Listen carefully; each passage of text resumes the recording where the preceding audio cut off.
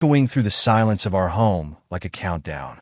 I stood in the dimly lit kitchen, staring at the untouched dinner on the table, now cold and mocking. Tonight was supposed to be a quiet evening at home, but the uneasy silence told me more than I wanted to admit. Erin, my wife of 10 years, still hadn't returned. She claimed she'd be working late again, but tonight felt different. The air was thick with a tension I couldn't shake.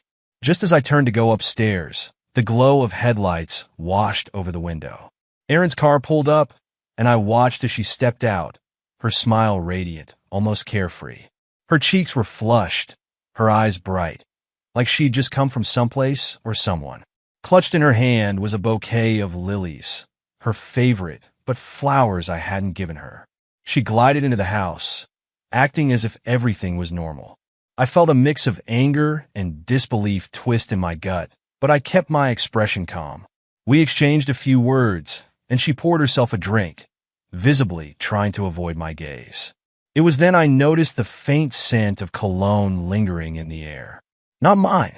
She sat across from me at the kitchen table, her hand gripping her glass tightly, and I could see the nervous energy beneath her composed mask. Finally, I leaned forward, my gaze unwavering. "So, where have you really been tonight, Erin?" I asked, my voice calm but cold, cutting through her facade. She blinked, her smile faltering for the first time, a flash of fear in her eyes. "Alex, you're being paranoid," she replied, attempting to sound dismissive, but the tremor in her voice betrayed her. "I've been working late. You know how demanding my job is. Is that so?" I replied, letting the words hang between us. "Then tell me about the lilies. Who decided to treat you tonight?" Her expression hardened, her mask slipping. "A client sent them," she said, forcing a smile that didn't reach her eyes. "To thank me for all my hard work." "Funny," I replied, my gaze sharp. "I remember when you used to say flowers from a client were too personal. Crossing a line, you said." For a moment, she was silent, her eyes darting away, focused on anything but me. I could see her mind racing, grasping for something that might explain it all away. But I'd had enough. With a sigh, I reached into my pocket and pulled out my phone, setting it on the table between us. Her gaze flicked down, and I saw her face go pale as she caught sight of a series of photos, a name, a familiar face, and a hotel that was once our place. Her expression changed, panic flashing across her face as the reality hit her. "Still going to stick to your story, Erin?" I asked softly. "Or are we finally going to have an honest conversation?" She swallowed hard, the color draining from her cheeks, and her hand trembled as she reached for her glass, spilling a few drops of whiskey. But I knew it was too late for more lies. This was it. The truth had finally caught up to her, and she had no choice but to face the consequences. Erin's eyes flickered with something between fear and anger as she set her glass down, her lips pressed into a tight line. Her usual calm, her charm, her practiced smiles, all the armor she'd worn for so long, were starting to crack. For a moment, I almost felt pity, but I reminded myself of the lies, the long nights waiting up, the growing suspicion gnawing at my gut that now had the proof I dreaded. "Alex," she finally said, her voice edged with irritation, though I could see her hands trembling slightly. "This is ridiculous. You're making something out of nothing. My job has been demanding, and demanding enough to keep you out at midnight? To keep you out with him?" I shot back, my voice calm but cold. I tapped the phone, the images staring back at us both, each one a stark reminder of the betrayal I'd uncovered. "Stop playing games, Erin." "I know." For a moment, she was silent, her jaw clenched, but then she laughed, a hollow sound that rang false. "You've been going through my things? Checking my phone? That's the problem here, Alex. Your paranoia, your obsession with catching me doing something wrong." "I didn't want to catch you doing anything," I said quietly, shaking my head. "I wanted to believe you, but I couldn't ignore the signs any longer. The late nights, the sudden changes in your routine, the perfume that isn't mine." "How long, Erin? How long have you been seeing him?" She paused, her face twisted with anger and fear. The mask of her confidence had completely shattered now, leaving a raw, a vulnerable expression I hadn't seen in years. It was nothing, okay? She muttered, her voice barely a whisper. It just happened. I didn't mean for it to go this far. He was just someone I met at work and things got complicated. That's all? Complicated? I echoed, disbelief lacing my tone. I leaned back, arms crossed, keeping my gaze locked on her.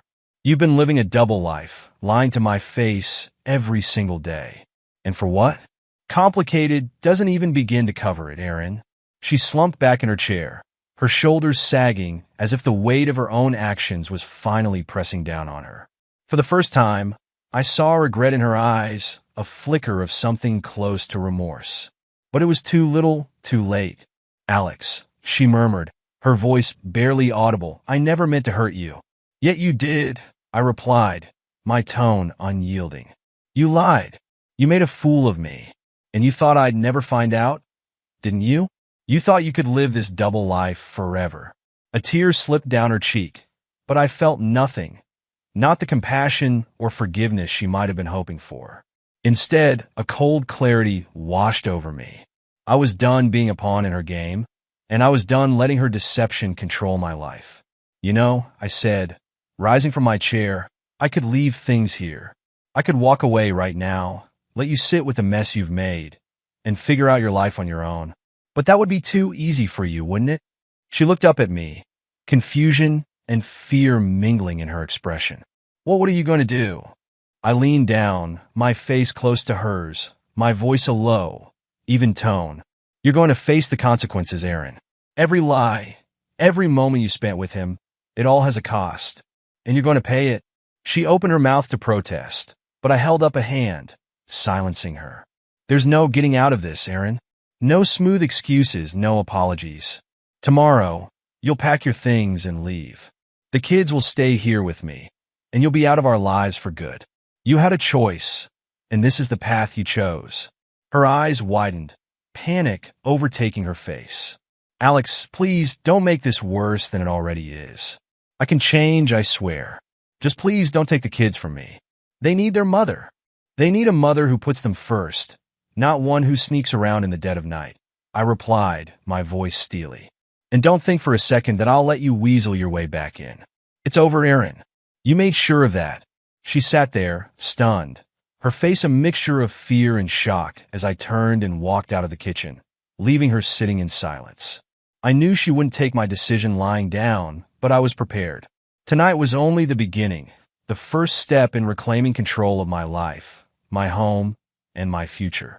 As I reached the door, I heard her call after me, her voice desperate, but I didn't look back. I had already made my choice, and there was no turning back. I closed the door behind me, blocking out Erin's pleas, and leaned against the wall, trying to steady my breath. I had rehearsed this moment in my mind 100 times, thinking that maybe, just maybe, she'd admit everything, apologize, beg for forgiveness. And she had, in her way, but it was hollow. The apologies were too little, and the betrayal ran too deep. As I headed to the living room, my phone buzzed. I glanced down to see a text from an unknown number. My jaw clenched as I opened it, knowing exactly who it was from and what I would find. Miss you already. Tonight was incredible. Can't wait to see you again. My grip on the phone tightened, and a cold fury settled over me. So, this wasn't just some one-time mistake. They were still planning to meet up, to continue this shameless affair as if I didn't exist. They had no idea I knew, and no idea what was coming. Without hesitation, I replied, pretending to be her. Me too. Tomorrow night, same place? A moment later, the response came through. Perfect. Can't wait to see you at 8. I let out a bitter laugh, the anger in my chest now sharpened into a quiet, calculated resolve.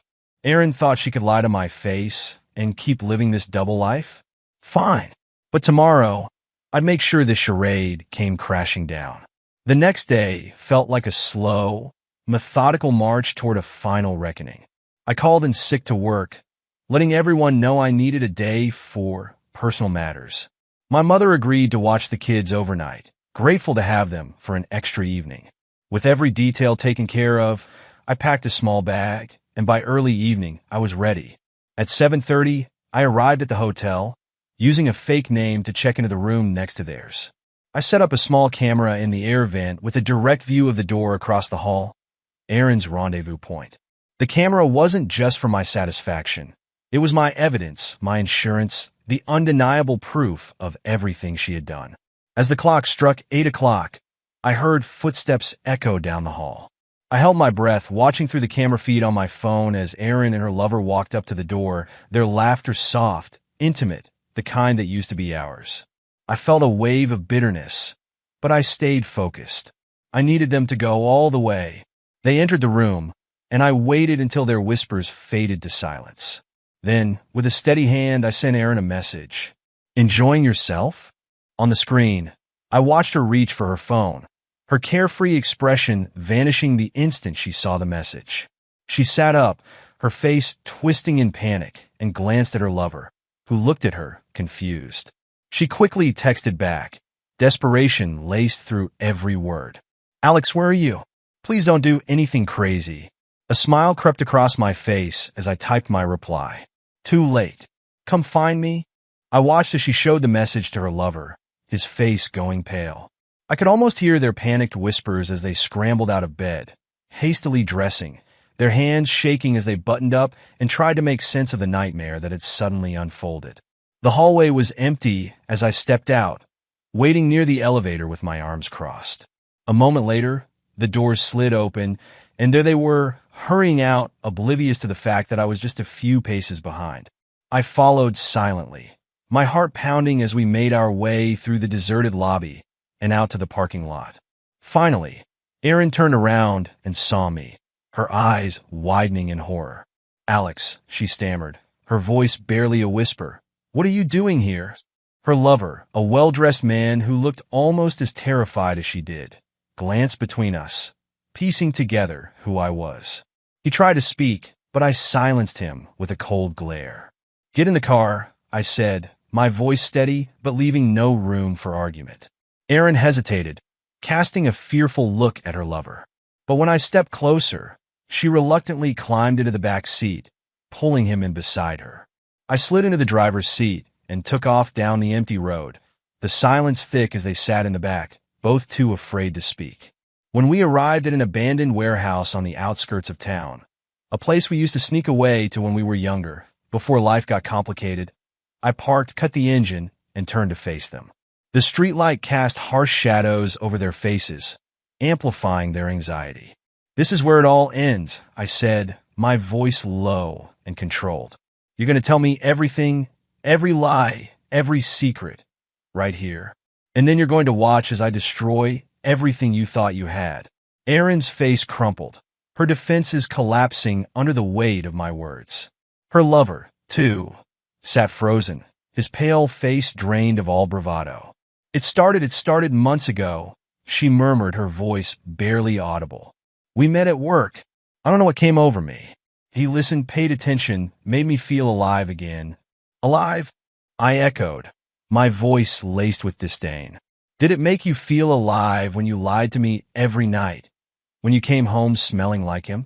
Tears streamed down her face as she choked out a barely coherent explanation, each word hitting me like a blow. "It was stupid. I didn't mean for it to go this far, Alex, I swear. It was just texting at first. But then," she stopped, glancing at her lover, who was visibly shrinking in his seat, hoping to disappear. He finally spoke, his voice shaking. "Look, man, I didn't know it was this serious. If I'd known—" "Shut up," I snapped, my voice cutting through the air like ice. "You don't get to speak. You don't get to pretend you're the victim here." Erin reached out a hand, as if to comfort me, but I recoiled. "Don't," I warned, my voice sharp. "Don't you dare try to pretend you care now. You lost the right to touch me the moment you decided I wasn't enough." The weight of my words settled over us, filling the silence with a finality that couldn't be undone. "So here's what's going to happen," I said, my tone cold and detached. "You're going to pack your things tonight and leave. You'll never see me, the kids, or this house again. You'll leave, and you'll deal with the shame of knowing you destroyed everything for a meaningless fling." Erin's eyes widened, panic flickering across her face. "Alex, please. I know I messed up, but we can fix this. I can change, I swear. Just don't take the kids from me. They need their mother. They need stability, I replied, my voice steely. And they're not going to get that from you. Her lover sat silently, realizing now just how deep the hole they had dug for themselves. I turned to him, my gaze hard and unyielding. And as for you, stay away from my family. If I ever see you again, I won't hesitate to make you regret every moment you've spent with her. Consider this a warning, and don't push me. He nodded quickly, his face a mix of shame and fear, desperate to be anywhere but here. Aaron, on the other hand, was still trying to grasp the finality of it all. You'll get what you need to start over, I continued, looking at her with a gaze that held no warmth. But this life? The life you had here? It's gone. You gave it up the moment you chose him. She sobbed, her entire body trembling, but I felt no pity. This was the life she'd chosen, and now she had to live with it. Go, I said quietly, gesturing toward the dark road ahead. Leave before I change my mind. They stumbled out of the car, Aaron casting one last, desperate look back at me. But I turned away, my mind resolute. As I watched them disappear into the night, I felt a strange sense of peace. Aaron and her lies were gone, leaving me with a broken but manageable reality, a reality I could rebuild on my own terms. As I drove back, the dark road stretching out ahead, I felt something shift inside me. This was my beginning, my chance to leave the betrayal behind and build a future free of deceit and resentment. Tomorrow, I'd start again, stronger, wiser, and ready to move forward. The drive back home felt like shedding a heavy, suffocating weight. The memories of Aaron, the lies, the betrayal. It was all in the rearview mirror now, fading into the past as the road stretched before me. The house was quiet when I walked in, the silence welcoming for the first time in a long time. It was as if a storm had passed, leaving only calm in its wake. I poured myself a drink and stood in the living room, taking in the familiar surroundings. It was strange, everything looked the same, yet everything had changed. I knew I'd have to rebuild, piece by piece, but I was ready. I wasn't just freeing myself from Aaron. I was reclaiming the life I had once envisioned, the life I wanted for my kids. In the morning, I picked up the phone and made the calls that would finalize my decision. I contacted a lawyer, prepared the paperwork for full custody, and took steps to secure our home from any influence Aaron might try to bring back into it. I wasn't leaving any doors open for her to slip through. She had made her choice, and I was making mine. The next few weeks passed in a blur of adjustments, quiet conversations with the kids, and settling into a new routine. I told them that Mom would be living somewhere else now, explaining it as best I could without burdening them with details. They were sad, of course, but they adjusted quickly, sensing the peace that had returned to our home. The nights, once filled with suspicion and resentment, became moments of clarity and quiet. I learned to enjoy the solitude, to fill the silence with thoughts of the future rather than regrets of the past. I began taking the kids out more, creating new memories, rediscovering the joy of just being present with them. Our weekends were filled with adventures, from hiking trails to backyard camping, activities I'd put off when my mind was consumed with Aaron's betrayal. One evening, months after Aaron had left, I found myself sitting on the porch, watching the sun dip below the horizon. I felt something stir inside me, not anger or bitterness, but hope, a gentle warmth that reminded me of who I had once been, of the dreams I'd let go of while trying to save a marriage that had long since crumbled. In time, friends encouraged me to start dating again, but I was in no rush. I focused on myself, on the kids, and on creating a home filled with love, trust, and honesty. Slowly, my faith in people, in relationships, began to rebuild itself. I knew that someday, if the right person came along, I'd be ready to open my heart again. But for now, I was content, knowing that my happiness didn't depend on anyone else. One day, I received a letter from Erin. She wrote of regret, of the life she'd lost, and the mistakes she'd made. She told me she'd left the other man, that she was working on herself, trying to understand why she'd made the choices she did. It was a letter filled with apologies and memories, hints of the love we had once shared. But I didn't feel sadness or anger reading her words. I felt nothing but a quiet acceptance. I wished her well, truly, but her chapter in my life was closed, her words little more than echoes of a story that no longer mattered. Life carried on, and with every day, I grew stronger, more sure of the path I was on. The shadows of betrayal faded, replaced by the warmth of new memories, the laughter of my kids, the calm of a home built on trust and respect. The experience had changed me, yes, but it hadn't broken me.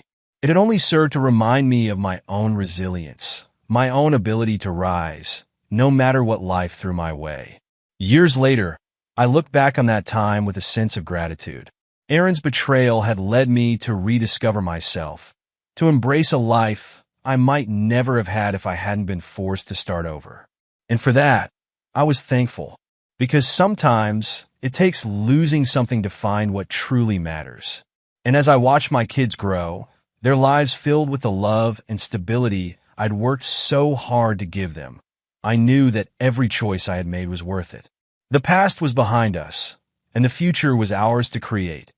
A future filled with hope, healing, and the quiet, powerful strength that only comes from facing the darkest parts of life and emerging on the other side, whole and unbroken.